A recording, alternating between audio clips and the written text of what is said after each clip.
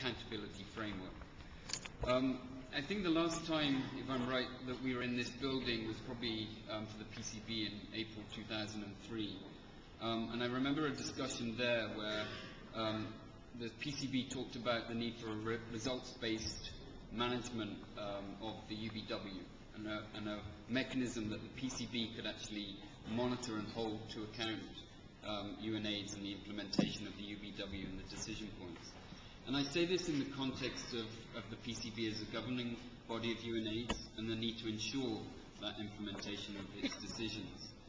And so I turn back to, in the context of universal access, at the PCB in June 2007, not too long ago, the PCB reviewed the evidence around the national target setting process for universal access.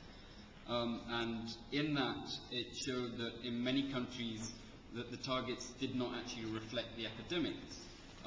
Particularly, we were seeing missing targets for the most relevant, most vulnerable, and most marginalized communities in specific countries. And in many, they were far from universal access in its true meaning. So again, at that meeting, the decision from the PCB was to request, and in fact, decision 11.6. I've been to the school of Dr. Suet from Thailand in terms of referencing. So in that, the decision, UNAIDS Secretariat was requested by the PCB to provide clearer direction and support to national processes and to validate the universal access, ambitious and comprehensive targets. So that was a request for UNAIDS Secretariat to go and do that. And other decision points, both 11.5 and 11.1, the PCB requested the Secretariat to monitor progress on universal access and even to report back in the PCB in 2008. And this did not happen. So turning to you, Michel, really we appreciate your statements of and a call for renewed leadership from UNAIDS around the universal access process. But we really need to see UNAIDS be more actively engaged in supporting genuine target setting and genuine ambition around universal access at the country level. And you talked about, for example, in your presentation, only a third of countries will have met universal access targets by 2010. And this is deeply concerning, not only because of that, just when we hear that, but especially so when it is based often on many targets that don't even reflect the epidemics.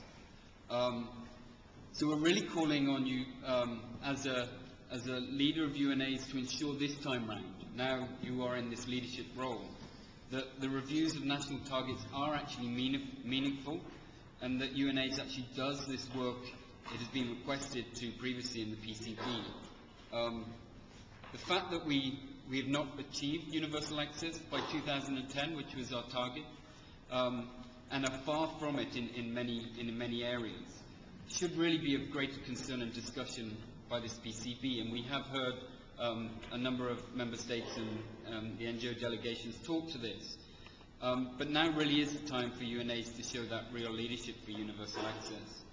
But to be more specific is really asking for UNAIDS to really transparently and with greater clarity publicize the detailed analysis of the country targets and progress on it.